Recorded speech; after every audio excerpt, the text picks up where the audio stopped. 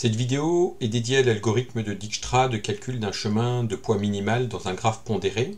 En soi, l'algorithme est assez simple à appliquer et je vais essayer ici de donner des éléments intuitifs pour qu'on comprenne bien pourquoi ça marche et comment marche cet algorithme. Le problème qu'on a, c'est qu'on a un graphe fini, étiqueté. Ici, j'ai pris un graphe orienté, on pourrait prendre un graphe non orienté, ça marche exactement pareil, dans lequel tous les poids sont positifs. C'est très important de cet algorithme de considérer des poids positifs, sinon il n'y a pas de garantie que l'algorithme fonctionne. Donc par exemple, c'est des durées de trajet, je vais aller du point A au point G, pour aller de A à B ça me prend 3 minutes, de A à D 5 minutes, etc. Et je veux trouver un trajet le plus court pour aller de A à G, c'est-à-dire un chemin de poids minimal, s'il existe. Et sinon, on retourne un message d'erreur. Donc par exemple ici, le chemin, il est unique, de poids minimal de poids 8, c'est d'aller de A à C, de C à D, de D à F, de F à E, puis de E à G, ce qui donne un chemin de poids 8. Alors, on va d'abord expliquer intuitivement comment ça marche, et on va d'abord se concentrer sur le calcul du poids minimal, si on reprend les temps de trajet, du temps de trajet minimal pour aller de A à G, sans s'occuper de où est le chemin, on verra ça après. Et donc pour ça, je vais mettre une gradation comme ça, et je vais mettre les sommets en partant de A, parce que je pars de A et je vais aller jusqu'à G, et je vais mettre les sommets sur cette règle en fonction du temps de trajet que je peux mettre pour aller de A à chaque sommet chaque fois que j'en rencontre. Donc au début, tous les sommets n'y sont pas, il n'y a que A, et je vais progressivement avancer. Donc je vais examiner le sommet A, et je vais regarder ses successeurs, ses voisins. Donc il y en a 3, B, C, D. Quand je suis en A, je peux aller en 3 minutes en B, en 5 minutes en D, et en 2 minutes en C. Donc B, je le mets sur le 3 minutes, D sur le 5 minutes, C sur le 2 minutes. Donc ça, c'est en utilisant une seule arête. Et à partir de ça, qu'est-ce que je sais? Est-ce qu'il existe un sommet dans le graphe que je peux atteindre à partir de A en utilisant moins de 2 minutes, c'est-à-dire 1 minute, autre que A, bien sûr? Non. Pourquoi? Parce que, comme tous les poids sont positifs, et c'est là que c'est très important, quand je sors de A, je vais soit en C en 2 minutes, soit en D en 5 minutes, soit en B en 3 minutes. Donc jamais je pourrai aller quelque part en 1 minute. Au minimum, c'est 2 minutes. Donc, je peux rien faire, il n'y aura jamais de sommets qui sont ici, c'est-à-dire que je pourrais placer ici en allant plus vite, en faisant un trajet avec plus d'arêtes pour arriver en 1 unité de temps. Donc je sais que je peux rien faire en moins de 2 unités de temps, c'est-à-dire que le C qui est ici, je pourrais jamais le bouger, je pourrais jamais non plus le rapprocher de A. Et donc je vais regarder à partir de C maintenant, comme je sais que je sais le temps le plus court pour aller de A à C, c'est 2 minutes, qu'est-ce que je peux faire à partir de C?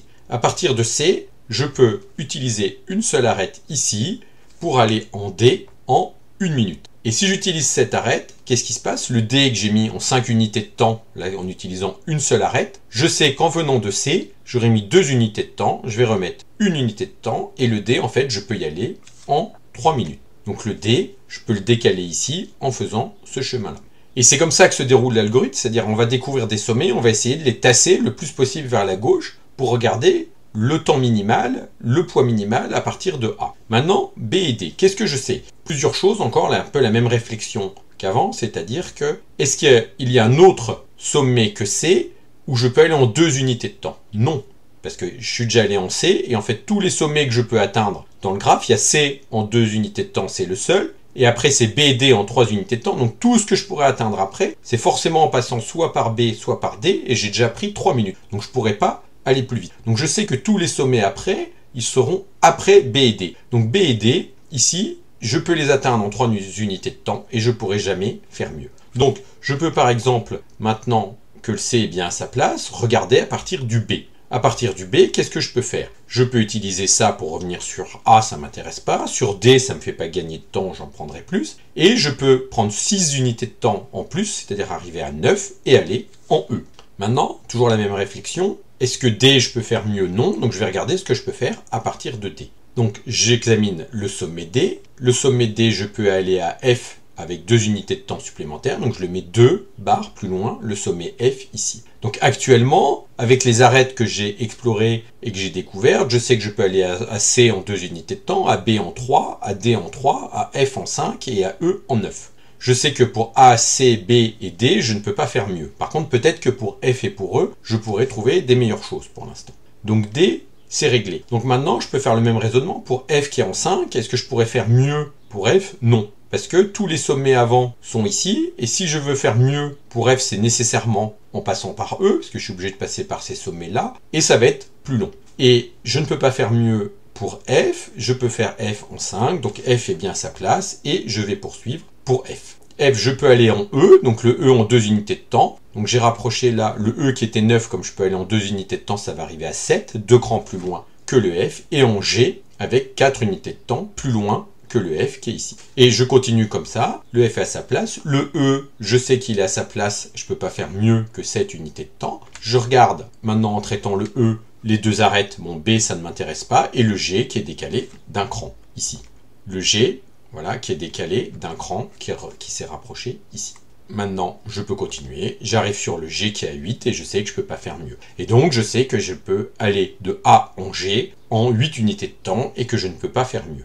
On va appliquer l'algorithme de façon plus générale sur le graphe, c'est-à-dire que là, j'avais posé avec une règle graduée. Évidemment, s'il y a des virgules, on n'est pas obligé de poser sur un trait, mais on peut poser au milieu. On voit bien que c'est compliqué si on veut faire ça visuellement, parce que s'il y a des poids, par exemple, de 45, de 123, etc., ça fait une graduation qui est longue, et on n'a pas besoin de le poser. Donc, ce qu'on fait, c'est qu'on va marquer, en fait, sur chaque sommet, à quelle position il est à partir de A. Donc, initialement, voilà, je vais avoir le sommet A, donc j'ai ma liste de sommets. Les sommets en bleu, c'est les sommets que j'ai fini de traiter, c'est-à-dire qu'ils sont à leur place, je connais le coût à partir de A pour y arriver. Les sommets orange, c'est ceux qui restent à traiter. Le sommet vert, c'est le sommet que je suis en train de traiter actuellement. Et les sommets rouges, c'est ceux que j'ai pas encore vus. Donc au début, je vais traiter le sommet A et j'ai tous les autres sommets qui sont en rouge. Et au lieu de les placer sur une règle, je vais mettre le poids en dessous, c'est-à-dire la distance actuelle pour le sommet. Donc je vais commencer le traitement du sommet A et je mets à jour. Donc A est à distance 0 de A et tous les autres sommets je les ai pas encore vus, donc ils sont à distance plus l'infini. Ils ne sont pas encore posés sur ma règle comme j'avais tout à l'heure. Et je vais regarder les arêtes qui sortent de A pour mettre à jour le poids des voisins de A. Donc là c'est plus l'infini, en partant de A en utilisant cette arête de 2, je peux aller à C en 2 unités de temps. Donc C va passer orange, il va falloir que je le traite et je vais mettre un 2 en dessous. Et B va passer en orange et je vais mettre un 4 en dessous, qui correspond à dire que C a 2 graduations, B a 4, D a 5. Donc j'ai un tout petit peu changé les poids par rapport à l'exemple d'avant ici, pour qu'il n'y ait pas de collision dans l'algorithme. Et après, qu'est-ce que je fais? Je prends toujours le sommet le plus à gauche, le plus proche de A, et je vais répéter l'opération. Donc le sommet de poids minimal, ici, c'est le qui n'a pas encore été traité, c'est C qui est de poids 2. Et je vais me poser la question, est-ce que je peux aller de A à B en moins de 4 opérations? Je ne sais pas. Est-ce que je peux aller de A à D en moins de 5 unités de temps? Je ne sais pas. Par contre, de A à C en moins de 2 unités de temps? Non, je ne peux pas. C'est ce qu'on avait vu tout à l'heure, parce que je suis obligé, en sortant de A, soit je vais à C en 2 unités de temps, soit à B en 4, soit à D en 5, donc jamais avec moins de 2. Donc je vais traiter le sommet C, maintenant, et je vais regarder cette arête ici, C, pour aller à D ici. Donc si je pars de C, et que j'utilise une unité de temps, je vais arriver à 3, qui est plus petit que 5, et donc je vais mettre à jour le D avec un 3, sachant que je peux faire mieux que 5. Ce qui correspond à tout à l'heure à décaler mon point D sur l'axe. Maintenant, je peux me reposer les mêmes questions. Est-ce que je peux aller de A à B en moins de 4 unités de temps? Peut-être, je ne sais pas. Est-ce que je peux aller de A à D en moins de 3 unités de temps? Non, parce que j'ai pris tous les points qui étaient avant, et la meilleure façon d'y arriver, c'est D, parce que c'est un poids minimal. Si je passe par un autre sommet, c'est-à-dire que je sais que par les sommets bleus, je peux arriver en 3 unités de temps. Sinon, il faut que je passe par B, et si je passe par B, je prends déjà 4, et c'est pas possible. Donc c'est non, donc je vais traiter le sommet D, je sais que son poids, sa distance minimale par rapport à A, sa distance pondérée, c'est 3, et je vais traiter D. Et regarder les voisins, ici c'est F, donc ici je vais faire 3 plus 2, qui est plus petit que plus l'infini, et donc je vais mettre un 5 ici. Et maintenant, je recommence. Le D est fini, je vais prendre le sommet qui a le poids minimal et qui est en orange, c'est le B qui est ici, et je vais regarder ses voisins. Donc B est à 4, c'est le je peux pas faire mieux, et le A ça n'a pas changé, le D ça n'a pas changé, ce qui va changer c'est le E qui va passer à 6 plus 4, 10, ici. C'est fini le traitement du B, je regarde les points en orange, qu'est-ce qui reste? E et F, quel est celui qui a un poids minimal? C'est F, donc je traite toujours à partir du sommet de poids minimal. F qui a poids 5, je regarde les voisins ici, G va passer à 5 plus 4, 9, et E va passer à 5 plus 2, 7. Donc je traite 5, je passe E à 7, et G passe à 9. F est traité. Maintenant, quel est le sommet de poids minimal? C'est E. Je regarde les voisins, donc ceux en bleu, de toute façon, je ne peux pas faire moins. Et pour aller à G, c'est ici, 7 plus 1, 8, qui est plus petit que 9. Et donc, je vais passer à 8. J'ai fini de traiter E et j'arrive à G. Et donc ce que je sais en appliquant l'algorithme comme ça, en propageant des minimums petit à petit, c'est que il y a un chemin de poids total 8 pour aller de A à G et que c'est le poids minimal. Mais là, ça ne me donne pas le chemin. C'est-à-dire que je sais le poids, mais je n'ai pas trouvé le chemin. Alors comment on fait pour trouver le chemin à partir de cet algo? Il y a une toute petite modification qu'il faut ajouter. C'est qu'à chaque fois qu'on va modifier la valeur d'un sommet, on va mémoriser quelle arête permet d'arriver dans ce sommet avec le poids donné. C'est-à-dire que chaque fois qu'on change la valeur en orange, eh bien, on regarde l'arête qui permet d'arriver au sommet qui était en orange et on la marque. Et éventuellement, on la change. Et quand le sommet devient vert ou bleu, ça revient même, eh bien, on prend l'arête qui était en orange et c'est l'arête définitive qui permet d'atteindre ce sommet avec un poids minimal. Donc, on reprend l'algo. Donc là, c'est exactement l'algorithme qui était avant. On traite les sommets dans le même ordre, sauf qu'on va faire un marquage des arêtes. Donc, le sommet A, on traite, etc.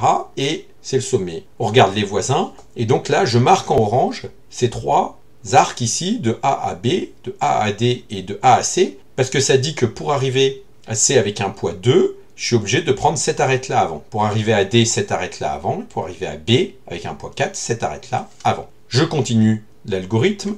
Le sommet C à traiter, je marque l'arête en verte, c'est le poids définitif. Et c'est l'arête définitive du chemin à la fin éventuellement qu'on utilisera. Et je propage l'algorithme comme avant. Et donc le C qui était ici à 5 passe à 3, 2 plus 1. Et dans ce cas-là, je mets à jour l'arête qui permet d'arriver en D. C'est-à-dire que pour arriver à D avec un poids 3, j'utilise cette arête-là. Pas celle-ci, c'est celle-là. Je l'ai mise à jour à chaque fois. Donc pareil, on continue. Maintenant, on traite le sommet D qui est celui de poids minimal. Et on va arriver en F, en 5, et on marque cette arête en orange. Parce que pour avoir le poids 5 ici, il faut que je vienne à D avec un poids 3, et je fais cette arête-là.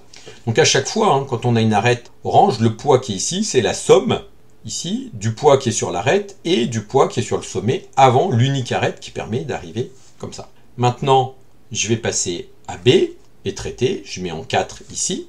De B, j'arrive en E, en 10 ici, c'est cette arête-là qui permet d'avoir 10 en E.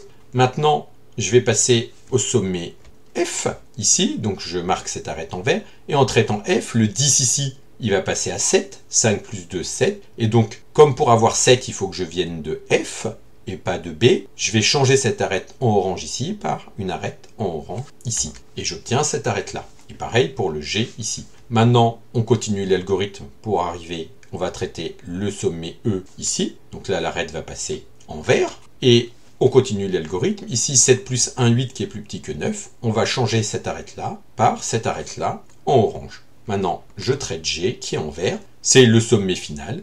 Et j'ai trouvé le chemin. Je le retrouve en vert ici. Donc soit par un parcours d'un arbre. Les arêtes en vert forment un arbre. Donc soit je prends les arêtes en vert ici et je fais un parcours d'arbre pour retrouver le G. Soit je remonte. C'est-à-dire que chaque arête, je note le prédécesseur et à partir de G, je connais le prédécesseur, etc. Et je remonte à A.